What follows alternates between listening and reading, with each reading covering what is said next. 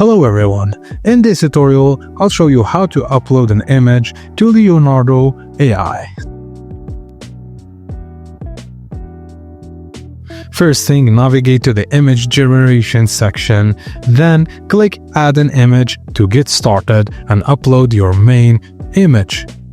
Now set the image guidance mode to content reference for your base image. Click the small square in the bottom left corner to auto-match the image size for consistency.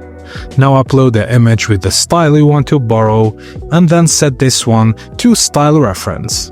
Now write a short text describing the scene or characters in your original image.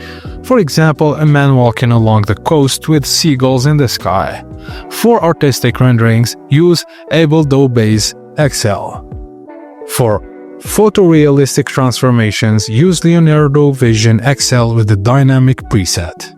Now click Generate, review the output and tweak it like content strength and style strength. Then pick the best results to iterate for more variations. And that's it guys, as simple as that. Thank you for watching and please don't forget to like and subscribe for more.